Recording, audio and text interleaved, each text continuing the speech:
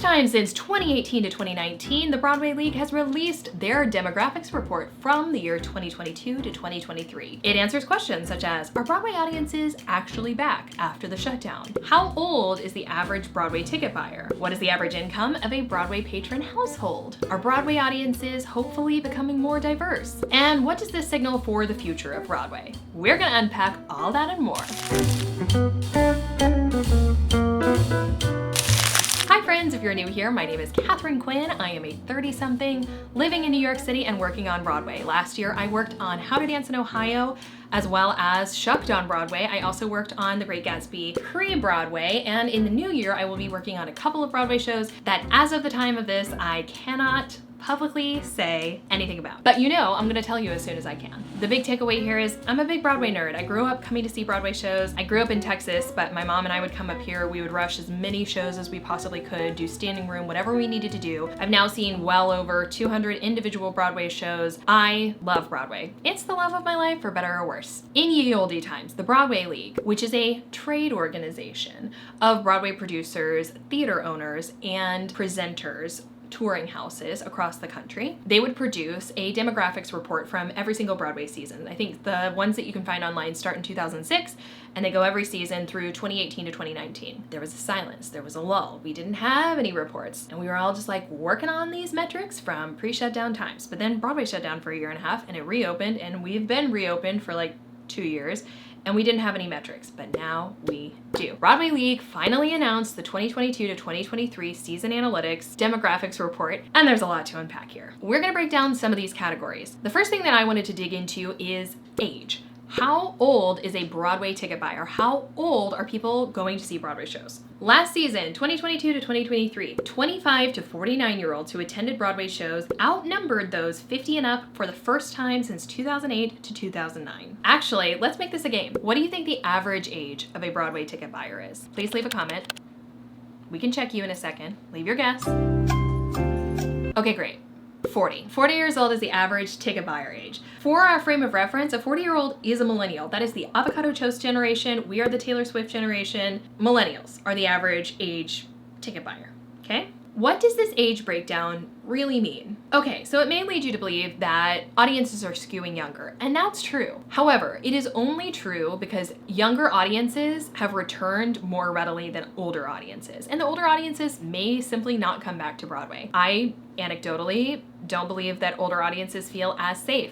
I also have anecdotally and partially secondhand data-driven information that my friends who are working at prominent regional theaters like Paper Mill Playhouse, like Ogunquit, like Goodspeed Opera House, those audiences aren't coming into the city to see shows anymore because their habits changed during the pandemic. So the pandemic was actually really, really good for some of those theaters.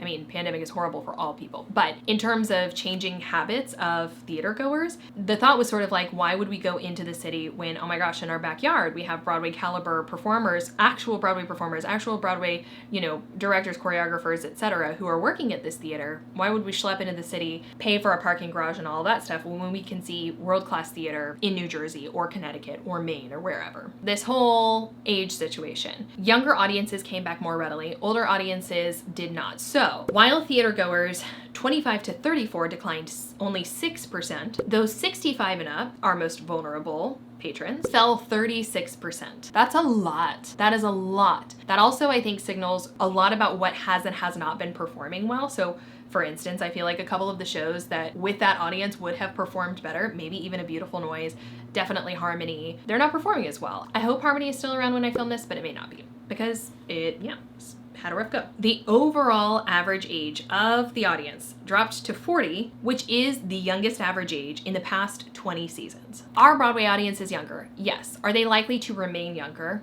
Yeah. Does this mean that what we're catering Broadway towards should be not necessarily geared towards blue hairs?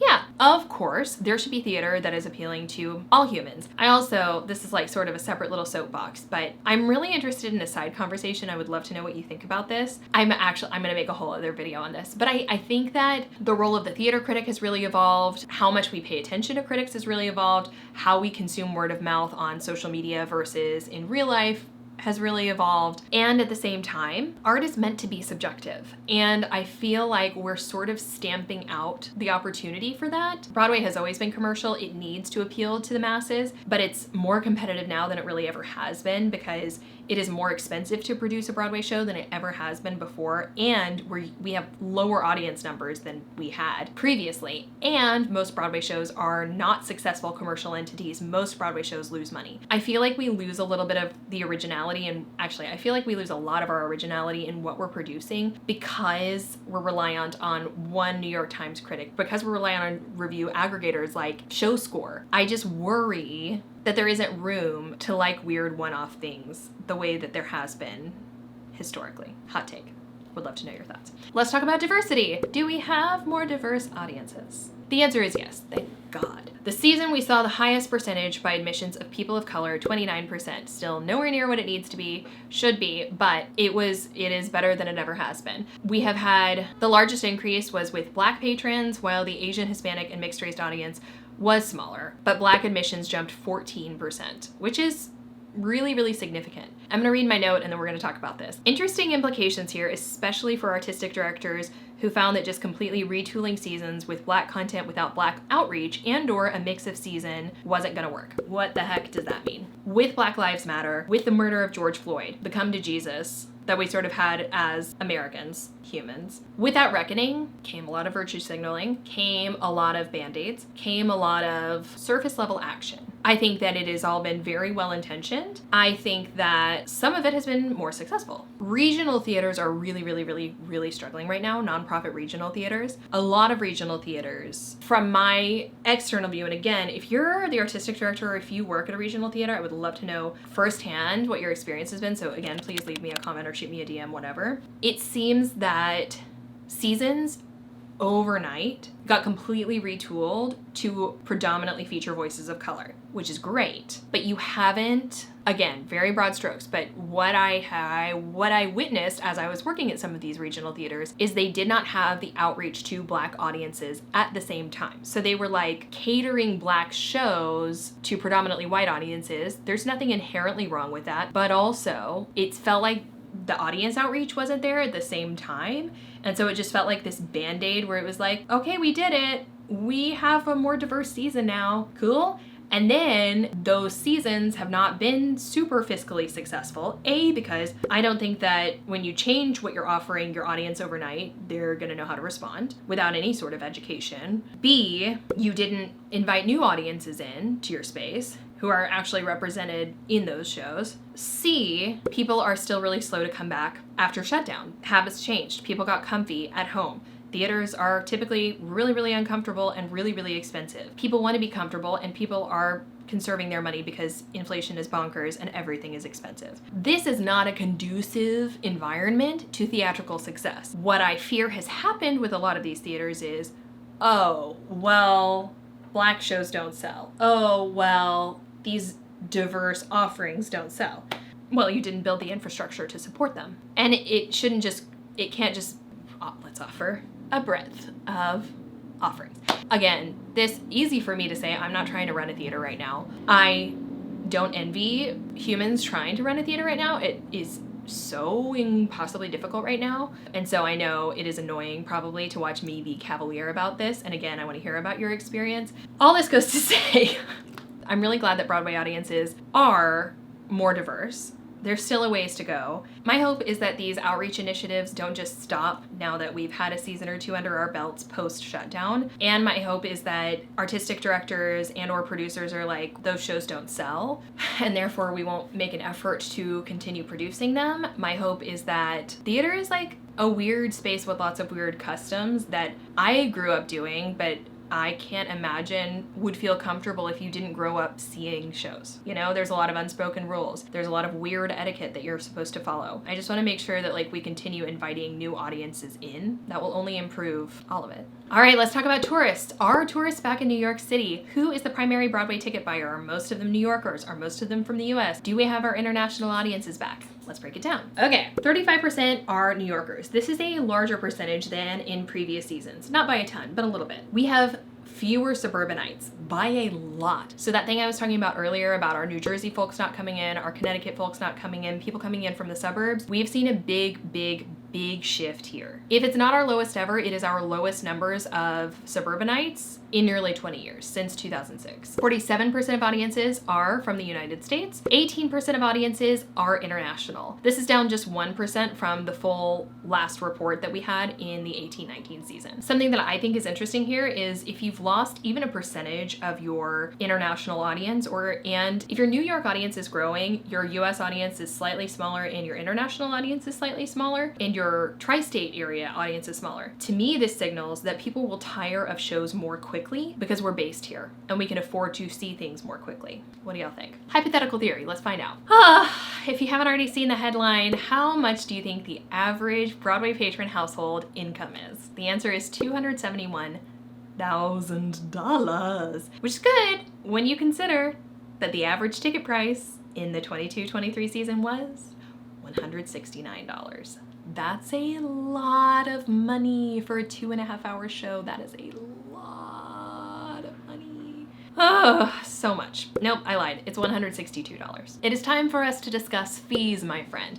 This is a hidden takeaway that I think is really important. As in prior League demographic reports, the average ticket price paid by respondents was far above the industry average tabulated by the League. In this last season's case, 22-23, $161.20 versus $128.43. What this means, and there was like a comment from the League that said, this was likely due to broker or service fees, which are not included in the box office reports. Okay, despite the fact that we hadn't had industry reports from any seasons post 2019. I religiously look at the Broadway grosses every Tuesday afternoon, evening for the week prior. In case you aren't aware, you can go to broadwayworld.com/grosses and see the grosses, the capacity, how Broadway shows are doing every single week. In there, it will tell you what the average ticket price for every show is and the overall average ticket price, which also Broadway World will give you just like annually the average ticket price. I was thinking that the average ticket price was about $120 because that's what the Broadway World grosses had been reporting. So I was like, fierce, it's less than it used to be, because in the 2019 report, the average ticket price was about $145. Psych. And that's not actually true because of fees. Fees are exorbitant. Friends, go to the box office and buy your tickets if you can so that you can avoid those fees. Most shows are not selling out anyway. This spring, most shows will not sell out because there's so much on offer. Get your butt to those box offices. You can check in advance to see how the shows are selling. You know, look in advance to see how many tickets are available for the night you want to go. Go to the box office. Save yourself those crazy fees. Honestly, I would say there's a startup waiting to happen here, and it should be TodayTix, but TodayTix is, I love a lot of what TodayTix does, but they are part of the problem. Those fees are outrageous. They're outrageous. It's so nice to be able to buy your tickets all under one platform. However, those fees are wild. They're wild. So that means that the average total fees that folks have paid is like $35 to $40 a ticket. Buy your tickets at the box office. This is a stat I am obsessed with. Don't underestimate the mega fan, and for my money, therefore the value of theater influencers. The average number of attendees by the Broadway theater goer was 4 in the past year. Fierce. Most people see 4 Broadway shows. If you go see a Broadway show, you're likely to see 4 total. The group of devoted fans who attended 15 or more performances comprised only 4.9% of the audience, but you're genuinely not ready for this stat, but accounted for 30.2% of all tickets, 3.7 million admissions. Be nice to your mega fans. 5% of the audience bought 30% of the tickets, okay? Part of my mission with this, with And That's Showbiz, which is my Backstage Broadway platform, is fan-forward content. For this reason, part of why I think that the online theater world has so much room for expansion is this. People underestimate the mega fans. Don't underestimate the Broadway fan. 5% of ticket buyers bought 30% of the tickets.